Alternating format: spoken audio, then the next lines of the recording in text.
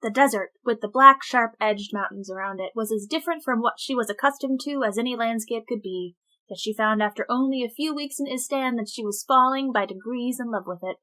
With the harsh sand, the hot sun, the merciless, gritty winds, and she found that the desert lured her as her own Greenland never had. But what discovery it lured her toward, she could not say. It was an even greater shock to realize that she was no longer homesick. She missed her occupation, and even more she missed her father. She had left so soon after the funeral that it was difficult to believe that he was dead, that he was not still riding around in his estate, in his shabby coat, waiting for her to return. Then she found that she remembered her parents together again, as if her mother had died recently, or her father 5 years ago, or as if the difference, which had been so important, no longer mattered. She didn't dream of honeysuckle and lilac. She remembered them with affection, but she looked across the swirled sand and small, obstinate clumps of brush and was contented with where she was. A small voice whispered to her that she didn't even want to go home again. She wanted to cross the desert and climb into the mountains in the east, the mountains no homelander had ever climbed.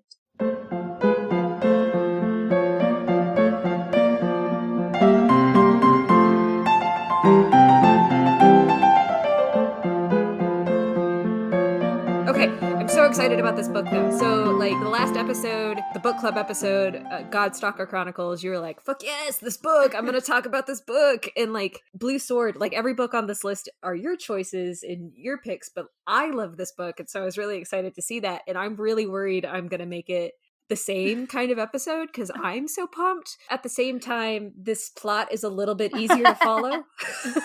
So, yeah, I don't think it's going to be as confusing, but I'm going to be able to keep up with you Yay! step for step. I'm so excited. Hey, why don't you introduce yourself? Okay, I am Erin, your master of mediocrity. Woo-hoo. And I am Jessica, the lieutenant of literature, and as you might have guessed from our stinger/intro, I'm here to drag the master of mediocrity, not so unwillingly this time, through a cringy, soul-bearing episode of Book Club! Woo! Woo! As we've already said, today's book is The Blue Sword by Robin McKinley. And I first read today's book in, I think it was probably early high school, late junior high. And it was a pretty religious experience for me, but led to a lifetime of me trying to chase Robin McKinley around to read all of the things that she did outside of The Blue Sword, which includes one prequel to The Blue Sword, which is a very interesting experience when you go back and you expect that to be like The Blue Sword, and then you realize it's like a completely different Demarian culture.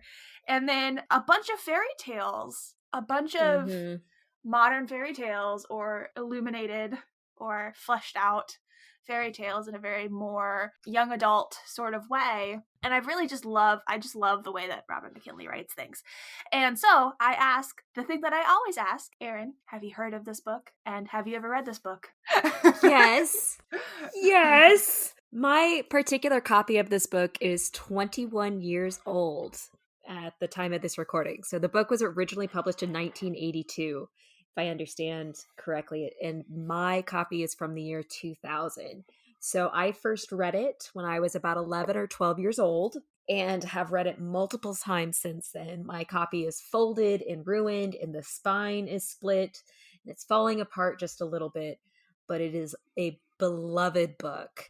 And like you, I think this was my first Robin McKinley story, and at which point I moved on to all of her other books. And those fairy tales and most of her other stories do get a bit more adult than The Blue Sword is, but they still kind of have that same, I want to say mid-fantasy, kind of YA romance feel, at the same time having pretty solid, strong female protagonists. Some books do get a bit more darker than others, but I just really like it. I like her works in general, but this one is definitely my favorite. This one definitely has a nice, it has a nice sort of atmosphere to it. I really enjoy the way that she writes The Blue Sword and The Hero and the Crown particularly have a couple of really specific things about them that I've noticed in my recent, full disclosure, I got the audiobooks for both of these because I have a very long drive, and that's like the best way for me to like sit down and slowly digest something, as opposed to like just consume it in 5 hours sitting on the couch and then go, oh yeah, that was a great experience, but not retain any of it. So I listened to The Blue Sword, and then I went and I listened to The Hero of the Crowd, and I came back and I'm like all but 2 hours toward the end of The Blue Sword again, preparing for this episode. So there were some overarching things that I've noticed that I haven't ever really zoned in on before, and I don't know, I really like book clubs where you get to like read something that you love or have never seen before and really think about them like an English class for adults. God, I miss English class. The good ones, not the terrible ones where they're like, yes, diagram this and let's impose our classist ideas of English onto the youth. So a solid literature class would be nice for adults, though. Like, just pick up a book, let's review it, let's talk about the themes and the presents, and that's what we're doing in this book club. And I love it. Before I get into what you thought about the book and what you liked about the book, because I know that you have a lot, and I have a lot, and we all have a lot, I'm gonna do a synopsis. So basically, the overarching story is you have this world, right? Not so unlike our own world, in which this girl, Harry Crew, who is a Homelander orphan girl, becomes a transplant into this foreign land that is occupied by the Homelander colonial power. So, immediately you're kind of like, okay, so this is sort of like a placeholder for like an English colonization of like India or the Middle East, or like some sort of not your tiny green land, but now you're sending your excess peoples out to exert control over other peoples. So you kind of have that like easy to digest premise. Like it's something that feels very normal in a Western girl picking this up as like a 12 or 11-year-old. Like these are stories you have internalized from learning history classes, right? And so she is just a vehicle to get to this place, and that's how the book starts. Is she's explaining how she's now on her way to go meet with her sort of estranged brother a little bit, just because of the practices of the times. This is sort of like kind of like a, I don't know, Victorian Regency era type timings in terms of like an English. It's definitely like early industrial era, because they do have trains and the technology and things like that, and it does have those outdated political practices and social practices of like inheritance goes to, I guess, male sons. Whatever.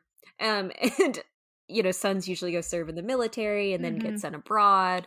So it has a lot of those kind of mid-fantasy ideas. Like, so the world that they're going to interact with is right on the outskirts of Old Damar, right? So they're on this desert outpost at the very end of what the Homelanders have been able to grab.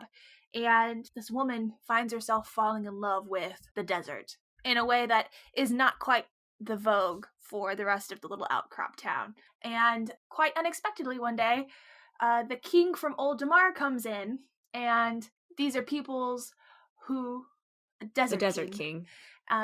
These are peoples who have all sorts of whispers. They're very mysterious. They are said to have magics. They're said to, be very compelling in their own way, have a very strong honor code, and all of this stuff. So she's like very excited to meet this person.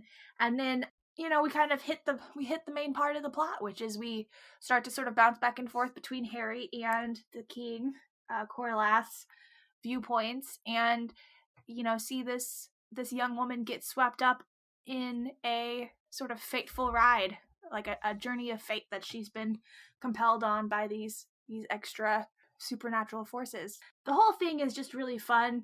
There's always in these two books, a presence in the north that is not quite human, kind of demonic, that has the Keller, the magic, that the Damarians must stand strong against to hold their country together. And, I think that I'd say maybe the first half of this book is her sort of adjusting to the strangeness of this other culture, and then the second half of this book is her loving the other culture and sort of finding her way in it, like a duck to water. And, then like a very interesting tale of her trying to sort of align herself with herself in a very specific but very universal sort of adolescent tale, kind of like a coming of age, a coming into an adult tale is very explicit, but it's fun because it's done sort of transculturally instead of just from one age to another. It's like, no, there's so much more of me that I now have to figure out how to make my identity encompass. And then you kind of see her do the whole hero's journey thing where she trusts her gut and has the traditional clashing of ways with the king and goes and does what she thinks is right, which is kind of her job as the bridge between these two cultures, the Homelander culture and the Demarian culture, in a very flashy way. But it is definitely a woman gets swept up in this fateful journey type tale that is amazingly, like, reading it now feels amazingly, like, kind of genderless, really. Like, there are specific gender things in the beginning when she's kind of wrapped up in Homelander culture, but, like, once she starts her journey in the Demarian side of things, you kind of feel a little bit like you're not beholden to female standards, because maybe females aren't as interactive with the warrior sort of culture of Damar at the moment in the modern day, but it's still very much an open, like, if you are, you know, you are an equal partner in this type deal, which is just really, I think, what drew me specifically to this book. So I'm going to open it up to Erin to be more specific. And hey, Erin, what did you like about this book? Okay, so I am gonna, point out the elephant in the room, that it is kind of like it's a white woman coming into a foreign culture and being the hero. Yes. Okay, that aside, I'll add a little bit of spoiler in that her family did emigrate from there. So it is almost like a returning home for her in a weird sense. So there is a little, like, hand waving. It kind of makes it okay because she really was, like, from here and she has the magic from here. But I wanted to just kind of address that's a good point. Start. The magic is not of her whiteness. It's like, it's the part of her that is from that world is compelling her to be a agent of good change. And it's the only part of the world with magic too. So it's not like when she talks about her time at home, it does feel very kind of King Arthur in a sense, very kind of mystical fae a little bit. But then as you go through the story, it's just because she's kind of a bit of a fae in that world, magic doesn't inherently exist in her homeland. So her coming to this desert that she finds to be beautiful and hypnotizing and connected to, it's the magic from her family having been from there that is calling back to her. So there's like a little, it like kind of forgives it. And then she even talks in the story about how she tans and looks just as dark at them. She starts to fit in a little bit more. But I did really connect with Harry, our heroine, for being stuck in this world where she doesn't fit in. Like, I'm not this character, I'm not too tall, but she was too tall, she was too independent, she was too energetic, she was too much of a strong will. She also has this like really impressive display of self-control and just this very strong personality, always kind of fidgeting, and I kind of related to that feeling out of step with the expectations from other people. I was a kid, I was very impulsive, and I had a lot of explosions and a lot of anger issues, and I wasn't always the greatest at self-control, but I was always, people, instead of addressing that anger, always wanted me to just sit and not do that. So there were a lot of things that I connected with in that. And as a child, I was so in love with the idea of being able to grow and go on this adventure and find a place where I could be accepted as who I was and fit in. And I haven't read this in a few years because life, but going back to this as the adult who has been able to kind of grow through my own journey and find places where I do fit in and where I've been able to become comfortable in my own skin, I love this story even more. And I can kind of relate to a lot of that journey on an emotional side. That's why this story really like hits a good home. On the other side, like the superficial side, I just love this adventure. Like, the writing has a lot of really subtle allusions to the environment. And so, like, it's actually kind of a well-developed culture and well-developed areas, more so than I would have expected. It talks a little bit about representation in the sense that, women aren't warriors, but more women come out to fight when they see Harry representing it. It's just, they talk about how there are lower numbers because like the royal family isn't reproducing as much, and it's just all this kind of interesting connectivity. The whole talk about how there being a secret group of people in the home from the homelanders who like are actually in love with the desert but don't talk about it. I loved all that kind of subtlety, and that fascination, that feeling out of place was just really, I thought, a great storyline. I never read the prequel, Hero and the Crown, because that one didn't engage me as much. I tried, and it just didn't engage me as much at the time. Have you retried? Hey, I'm being honest. I have not retried, and I was gonna follow up with that, and like, I need to. But this is a comfort read for me, so I usually go back and reread it more than I'm like, I'm gonna pick up Hero and the Crown and try again. Oh man. So. Oh man, I'm excited for you to be able to try it again as an adult, though. Like, I know this is outside of the Blue Sword. It is very different. I've kind of said that at the beginning. It's very different. If you made it to the end, you would see how Robin McKinley is basically like, here's how the change between this world and that world happened. Basically, she explains why it goes from a very lush, green, sort of King Arthur world in Hero and the Crown to, you know, this desert community.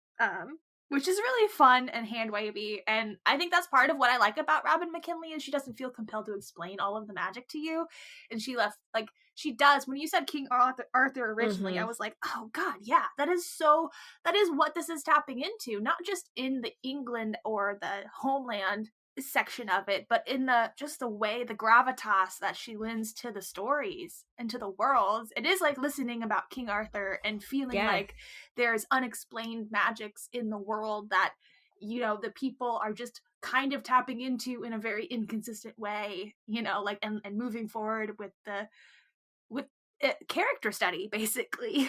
Because I've noticed rereading both of these books that she gives action to the heroine. Like, the hero has the action. The hero has agency.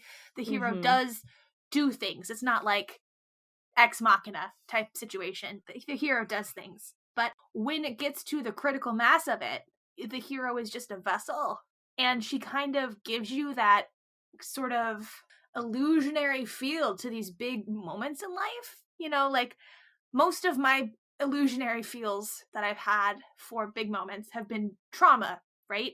But it was something that even at that age, whenever I first read this book, I know what that feels like from trauma, but like, I could imagine from greatness as well, you know, like doing something so much bigger than yourself, or being a part of something that's so just super, you know, like, it's just so much of just this huge extraordinary thing. I could feel that in all of the ways that she describes these main events. It's like, you know, but for some luck and some stubbornness in the face of this big bad, you know, all you can do is the small things in the face of this big bad thing. You're just swinging your sword to the next thing, and it feels like it's not even you swinging the sword. You know, it feels like the sword is swinging itself, because that's just what the sword has to do to get to the next step.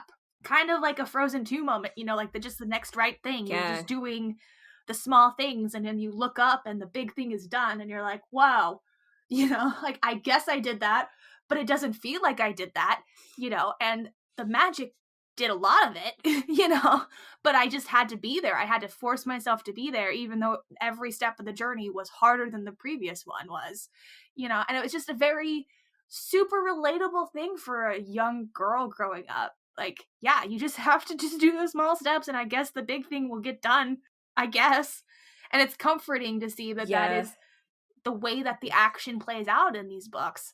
That's something relatable. Like, there's not this person is so much like better than I am. It's like this person is doing the best that they can do in a way that I could have done the best that I could do, or can continue to do the best that I can do. And maybe I'll get this heroic result. Yeah.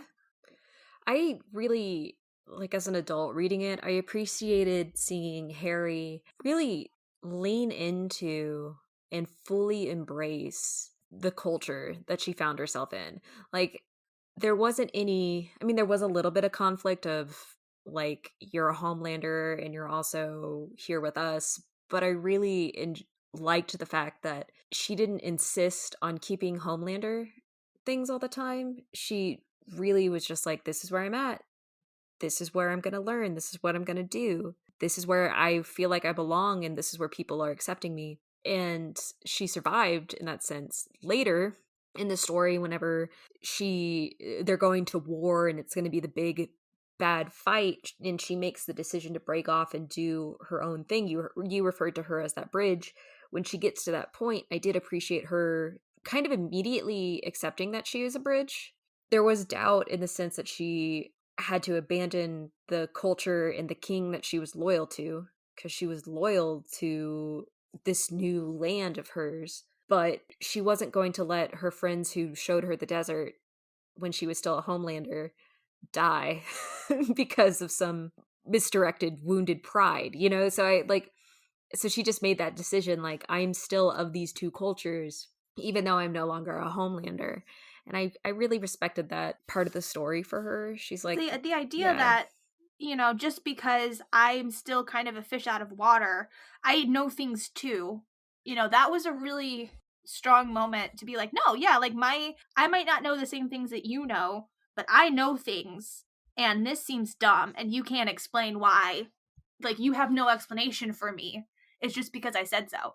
And that is not actually enough. Sorry. I'm gonna go now. You know, like, that was just a great, especially as an adolescent reader, but now as an adult reader too, like, as an adult female, I'm also like, yeah, no, I mean, like, you have that moment as you grow up with your parents and with the like authority figures in your life, or with, you know, the people who are supposed to be in charge, who always know the answer and have kind of kept you in the dark, where you're like, no, like, you have to give me a good explanation, or this is dumb. So this is just dumb now. Mm-hmm. Okay, I'm gonna go do what I think I have to do, because otherwise I'm going to just be agonizing about the fact that I could have done something. It's just really, yeah. No, it's probably one of my favorite parts of this book. It's definitely one of those, I gotta do my own hot girl shit. I do, and you know, I do love the diversity of culture that Robin added to the Damar. Yeah. So the subtle differences in cultures that she added to the Damar, the horse trainers, because it is a culture that prioritizes riding horses, and that is their main way of travel. You have farmers, you have warriors, you have archers, the archer culture with the hunting cats, and the Masons, the sleek dogs. Yes. And I loved just this diversity for such a quote unquote small world. And they have this connection with mountains, and I think it kind of felt like a weird love letter in the sense of, to this like desert world of, look at all this diversity that we can have in such a small country, because the Homelanders are like, well, we can't get into the desert, we can't figure it out, we can't conquer it, there's nothing to it, we don't understand it. And they're all very like, isn't it just like so exotic, because we don't get it. And then you're running along with Harry, and Harry's like, these are the fine details, this is like, the archers have all these blue beads and they can hide in the woods perfectly, and they have these sleek dogs and they have perfect aim, and they talk to the clouds. And it's just, I don't know, I thought that was just a really cool way to build the world. Instead of it having pretty homogenous, it had very distinct subgroups still within this one country, and they were all new to Harry and to the story, and yet they were also not separated. Like, by the time you come across them, you are so into Harry's world of this, the newness and the acceptance and the practicality of things, that it doesn't have that like that fantasy mystical appeal to it. You're like, of course there are amazing archers who are going to come along and defend their homeland and defend their people and stand with this woman who carries the sword that hasn't been carried in generations because there's been no woman warrior to carry it. You know, it's just like, you know, she makes these changes and she has this power and she has this, I want to say, almost approachability, kindness to her. Like, people care for her, that people want to flock to her and make stands with her because she's different. And I liked that. The part that she was immediately recognized for, even as she was actively being stolen. Like a thief in the night, the king comes in and snatches her from her bed and lays a magical sleep on her, and she wakes up bouncing on a horse, like riding off into the unknown with no power over her circumstances. And you're like, oh, how's this gonna go? Is this gonna be bad? And she's just very self-contained, you know? Like, I'm not gonna grovel, I'm not gonna cry, I'm not going to like just roll over either, but I'm just gonna be sort of like, well, this is where I'm at now, so I guess I'll just make the best of it. And, you know, like on the face, you could like, I'm gonna be a little wary. What do you want from me specifically? Because that seemed like a very strange choice to have just grabbed me specifically. That stiff upper lippedness was not actually a product of her Homelanderness. It was a product of the self-control she had to learn to exist with the Homelanders as faintly other. Product of more than one world. You know, she had this like inherent ability that nobody could understand or explain to her, so she just had to like figure out how to control herself in this very just stoic sort of way and just be the master of her own emotions. She was and I just love it. I love it. I love that. She was a wild spirit who was too tall and too dirty and wanted to ride horses too much and looked people in the eyes a little bit too often, I think. And everyone's like, oh, you're not the type you're of weird. woman. And of course, the weirdness of being stolen was the whole, like, people only danced with her out of pity for her brother. She's like, why am I being kidnapped by the king? This doesn't make any sense.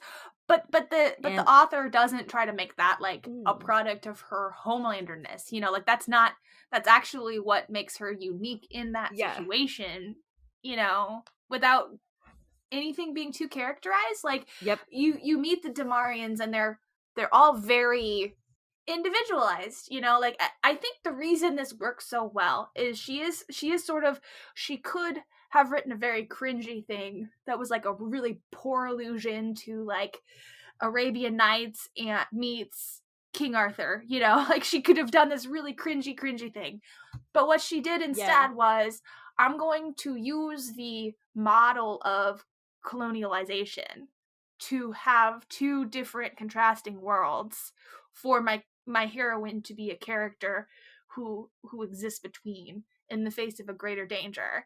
And both of those worlds are going to be like valid worlds. And the view from either side is going to be this horrible 2D thing, you know. And understandably, you find more like, because Homelander is sort of a stand-in for England, like an industrial era England, you definitely focus more on the Damarian world as like the more fantastic.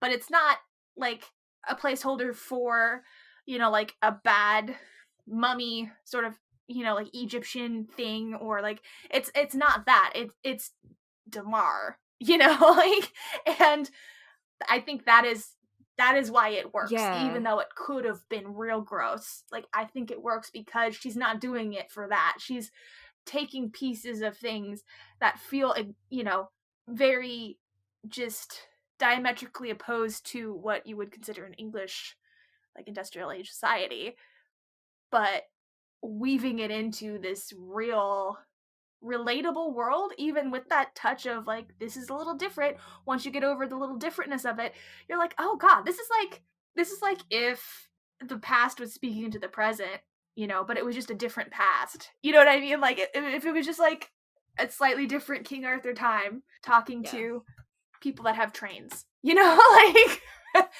and no, it is super duper fun in that way. I definitely enjoy that. And I really like the way that Robin McKinley writes romance, because it's never the main point of the book. It's always like a thing that they're like, we've got bigger shit to deal with now, but I'm gonna make eye contact with you a little bit and be like, oh, okay.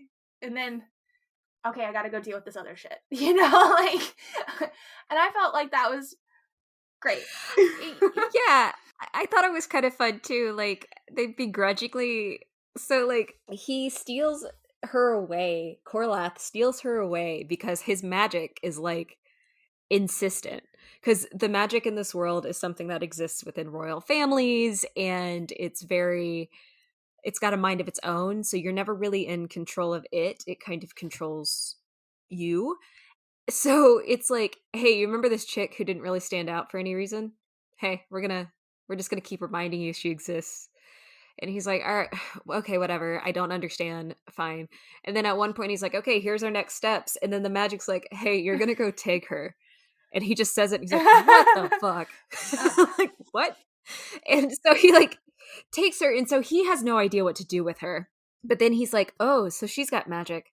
Oh, she's actually pretty cool. I guess I trust her and respect her. And she can really use a sword well. And like, she's going to be really important. So I'm going to keep her around. And I know she's going to be really important because prophecy magic made it obvious. So I guess I have to follow what the magic says. And then he like, they have to go their separate ways. And I guess he's kind of like, I miss her. I begrudgingly respect her, and I kind of miss her for her weirdness and the fact that she can look me in the eyes and like, God dang it. And then she shows back up and he's just like awkward, and then they fight. And she's like, I don't know why we're fighting at each other, but I'm really upset about it.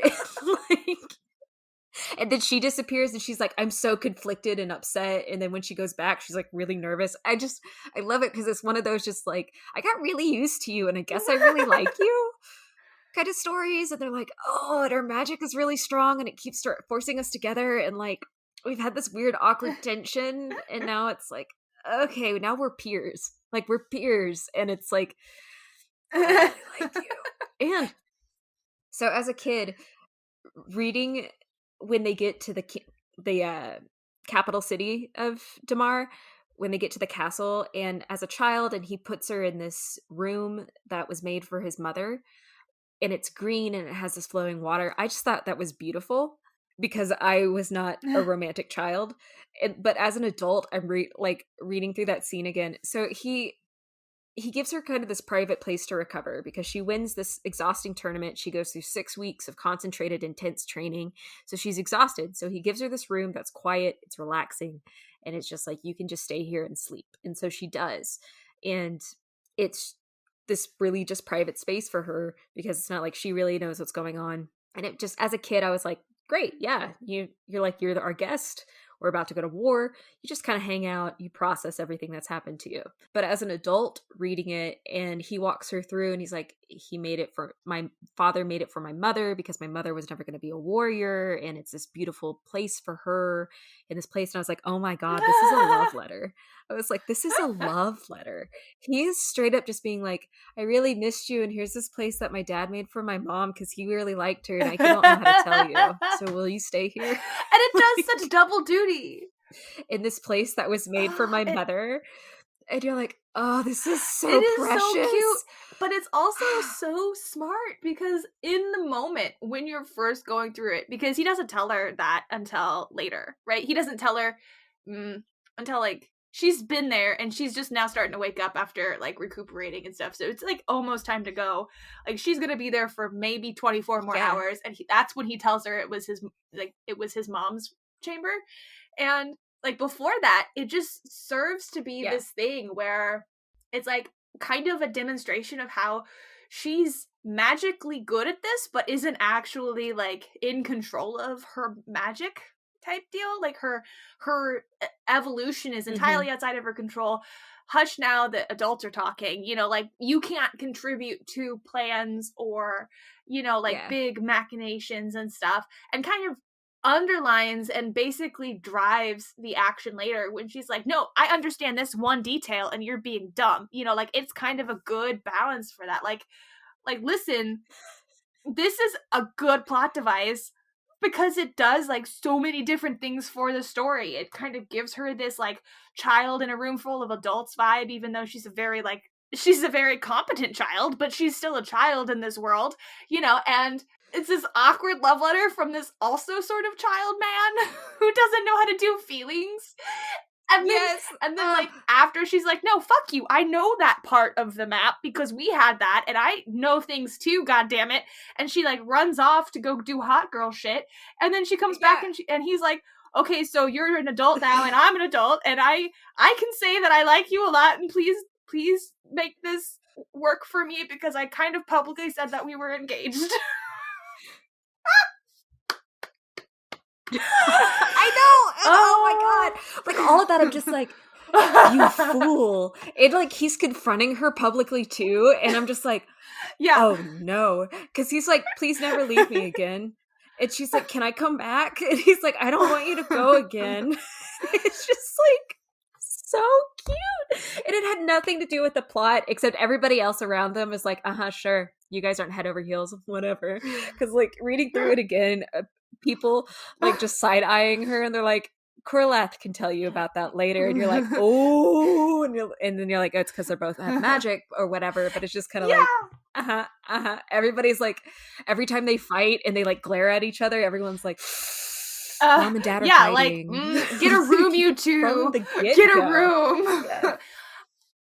Yeah. I thought it was so funny too when he first is like, I'm gonna kidnap her. There's one of his like inner circle, one of his knights, his writers is like, really, you're gonna no, excuse me, there are people from Damar you could go bone. Why are you stealing this girl? And he's like, I'm not gonna force myself on a woman. He's like, what are you doing then? And he's like, I don't know. They're like, okay, so this isn't like some weird hanky panky thing. And he's like, no! This is I can't control this. And then he brings her back and they're like, sure, it's not a hanky panky thing, Corlath. And he's like, it's not! Yeah, they're like, it's not! And then she disappears and he's like, I don't know what's happening! Like, I have emotions. Also, now that you mention it, that does add a nice little layer to when she's off training for 6 weeks with her like BFF / daddy figure out in the middle of the desert / the hills, like learning how to be a hot girl. She's real pissed off at him. He's like, Corlath can tell you that later. And thinking back on it, that guy trained Corlath. Like, he knows Corlath. So at this point, Corlath is just this like weird, mysterious sort of like begrudgingly, I guess, I brought this girl to my house type thing to her because she doesn't know him very well. But the guy that was his old teacher is like, oh yeah, he like her. He gonna get her later. Like, hold on, this is adorable. Let me just like now kiss. You know, and I'm like the teacher of the sword being like, now kiss is fucking mwah, like mwah mwah. Like I love it. I do love that whole, he said, like, Corlath is like, I guess I brought this girl home. It's like he's bringing her home to their trainer, and he's like, hey, Dad, I brought this girl home. I don't know why. And the dad's like, oh. Okay, well, I know why, and it's to teach her how to use a sword, right? Wink, wink, nudge, nudge. And it's just... And then also the teacher gets a fucking reputation for being a lover of women because he's like noticing all of the women warriors and stuff, and it cracks me up. He's like, I only accept the best students. Like, yay! And they're like, sure you do. I love being an adult and reading it and be like, these guys are all slightly horny. There's actually one scene where one of the two guys that goes with the king to get the little blonde out, like the not little blonde outlaw, a Homelander girl, and he's like, all I want is a young woman. He's many times a grandfather, and all I want is a young woman who's in my bed who's very impressed by all of my war stories. And I'm like, you fucking dog. Like, as an adult reading it, I'm like, you gross dog, dude. Like, probably like a 65-year-old man, like an 80-year-old man, like, because they live longer. And he's just like, yeah I could use a hot new thing. And I'm like, you have grandchildren, sir. Like, excuse you. Put it back in your pants. Calm down. This is a kid's story. This is Corlath's woman that he stole away with no idea what he was doing. And then he was like, oh, I really like her. Because there's that time in the mountains, right? When they go to meet the prophet guy and he's like looking at them and he goes, yeah, you all have this like weird connection because you're both really magical and you're kind of important. And she's just like, I don't know why he's mad at me all the time. And even he's like, I don't think he knows why he's mad at you all the time. Like, y'all are just really, really similar. Like, adorable. It is, but like, that isn't even why I liked it. I think I liked that kind of love story because it was like, they were equals more than they were, a damsel in distress. I mean, she went off and she took down the leader of the enemy's army on her own, while he stood and fought the other half of the army on his own, like with their troops and stuff. But she wasn't a damsel in distress who got rescued by the king, and then, because she was rescued and she figured out how strong he was, they could be in love. No, it was more like he wasn't even responsible for making her strong. She went out and had to like train with other people and became strong on her own. People flocked to her because of her own determination and her resilience. And then she was like, I gotta go do this right thing because like my magic is telling me I have to do it. And I don't want my brother and my friends to be murdered by this army that's going to come through. She's like, I don't stand a chance in hell. Like, I am an ice cube going to hell right now. But I'm going to do it. And she does. And she stands up and people follow her because she has that strength, because there are other people who also are like, we've got to at least try. We've got to do the right thing. And she kicks ass. And so she comes back the king's peer. And that's when they're kind of like, hey, like, so you're strong and I'm strong. Do you want to be strong together? And I missed you. And she's like, yeah, I didn't think you'd welcome me back, and I really missed you too. And then he's like, so I did do the whole public engagement thing. Are you cool with that? And she's like, I guess. Sure. Just like, yeah, it's fine. Like, not only are you gonna welcome back, but will you be the queen? Like, yes, this is a penultimate reward for leaving you. You wanna be my lady? I kind of announced to the public that you were be my baby mama. My baby mama, and they do. They're like, we're going to get right on that. In the most Fade to Black-y type of way. Oh my god! But I liked it too because it was like a way that she continued to do her what she was good at. Like do her her deal, her fate in the world. And also sort of like reinvigorated Damar in the process because like they were faltering due to like just age and lack of banging. Yeah. Magic and lack of royal banging, and they got some royal banging in, and the people are like, yes, this is great. All of the gods. One thing that I really did also like about Harry, yes, like thank you for our heirs for like no. But one thing I did like about Harry though that is completely unrelated to the romance is that she, despite being really, really good, always was repulsed by how naturally and reflexively she became attached to her sword. Like she would wake up tense and have her hand on it, or she'd be able to sling it over herself really easily, or she would be really close and attached to it, feel naked without it. And she did not like that part of her journey. She did not like becoming this violent warrior, and it really stuck out to me more as an adult than it did as a child, reading through and seeing like, no, she doesn't want to be violent. She wants to work with people, and she was really more about the people around her and the representation and the relationships than she was about being this badass warrior. And that really was a driving force, I think, for her. And later in the story, when she was like really struggling with this suicide mission of going out and trying to stop this army, she's like, these people with me, it meant more to her. It was more impactful knowing that they went in knowing we're not going to win, because she's like, I'm not this badass soldier. This is something, a burden I've just been given. We might not walk away from this. And it just felt heavier than when you go to the final stand of a hero and you know they're going to make it out, right? Like you just walk into it and you're like, yeah, you have 12 people. Like this is not going to go well.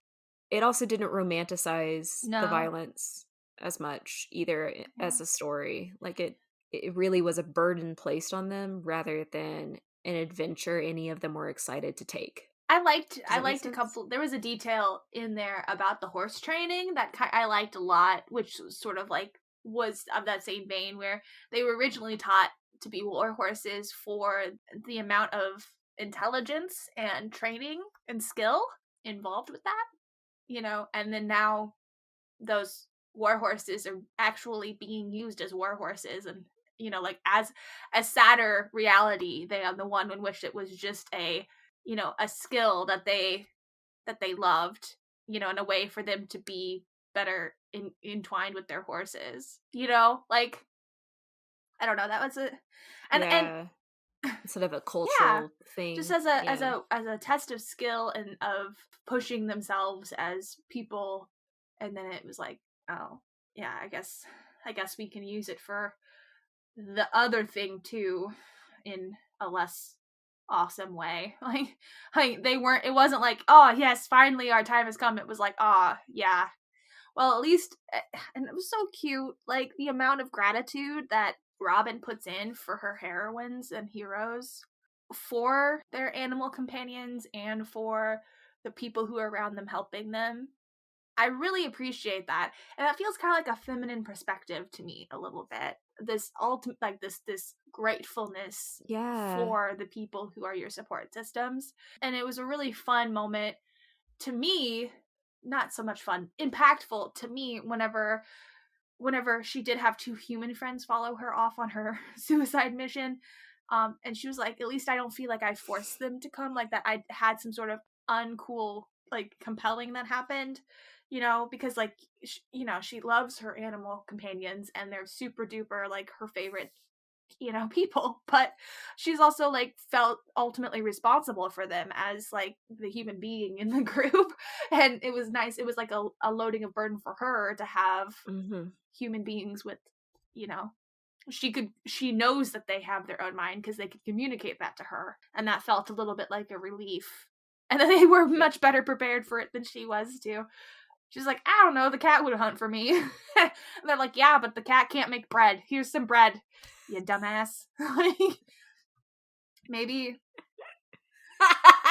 That was really great too. I love that scene. Reading it again, I was like, yeah, there we go. You dumbass. In the way she really brought animals in, I thought that was great too. These novels are character studies, before they're action novels. The action is almost like, rereading it, every time I reread it, I've just been struck. Even the first time I read it, I was struck by how the climax isn't ever really the action scenes. Like, the climax is always the human moments. That those are the ones that keep you just rolling with these books. The action scenes are wonderful and they're well done and they have this, like, surreal feeling to them.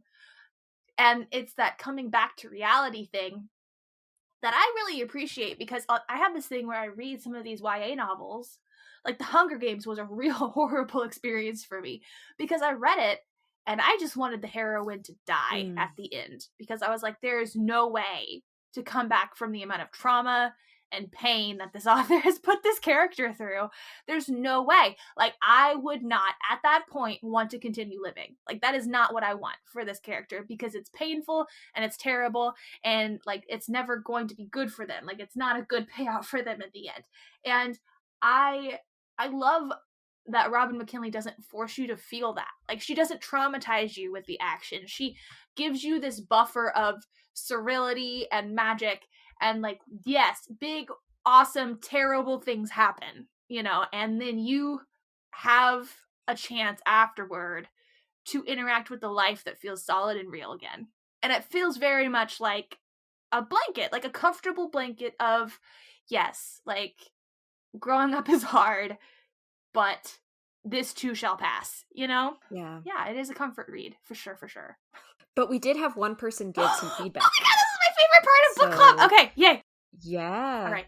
Okay, so this is from Stevie, who I mostly know through Discord. All right. He's on a Discord with me for The Comic Burrito, which is it's a YouTube show mostly that discusses comics, and it's actually really, really fun to watch. So 2 shout outs, but this is for Stevie. Thinking of you, buddy. So by the time we're recording, he had not finished the book, but let me kind of go through what his thoughts were on it.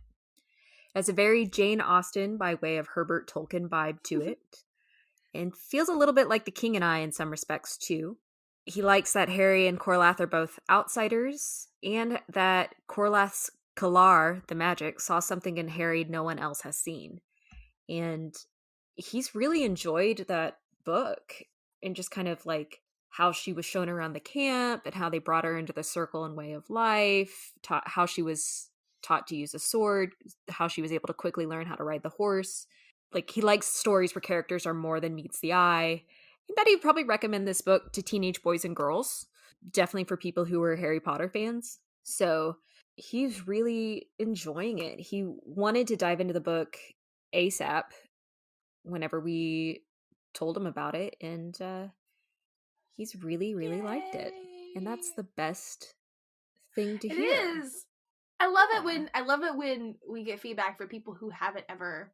I know we've gotten whole 2 pieces of feedback, but I get so excited, especially when people are reading these books for the first time, because it feels like these books have been such a huge part of my life, like, for so long. These are books that I've read and reread. Same. And just agonized over since I was young, like, in almost all of these cases. And, like, to just hear that somebody's picking it up for the first time ever is just extremely exciting to me. Like, just so super duper exciting. So we are going to be reading The Changeover next.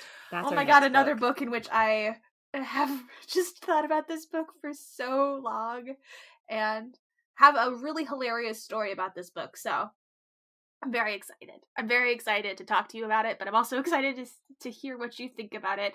It's a little bit different than the ones that we've done so far because it's sort of a modern, not modern book. I think it was written in, like, the 80s or something, but it was a modern book set in New Zealand.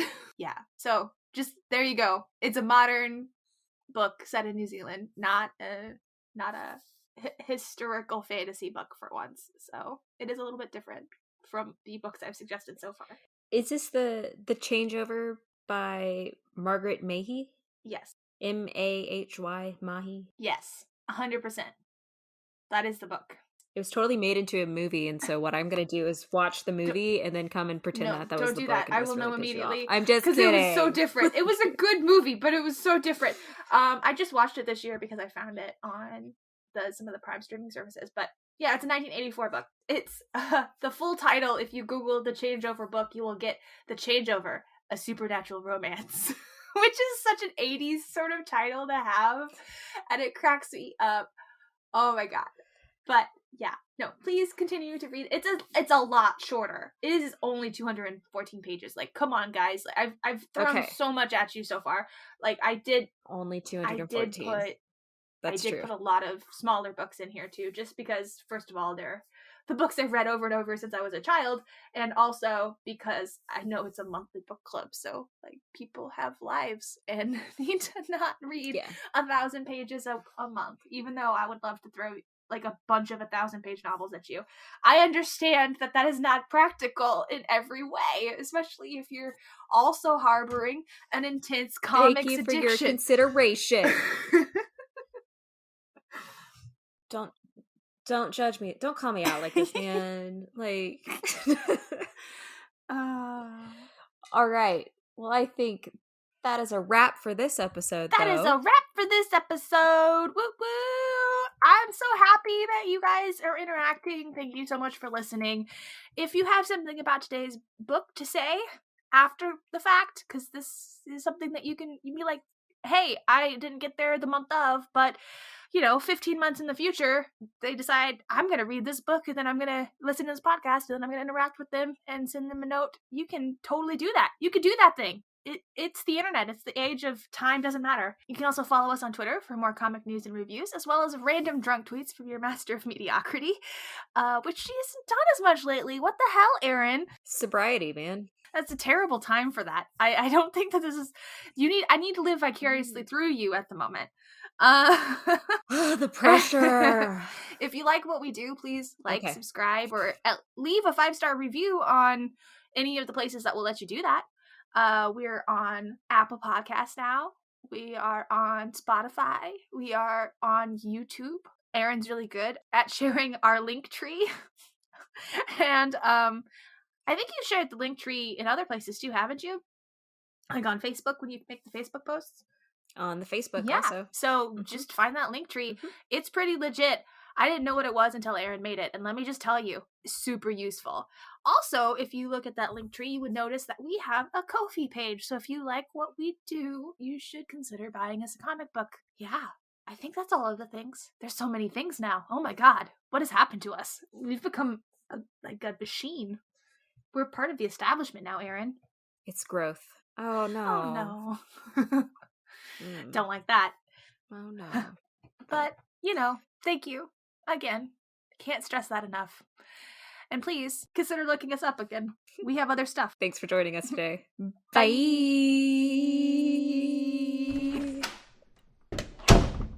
Classism. That's a lot. Oh, yeah, the small one. Jessica, the small one.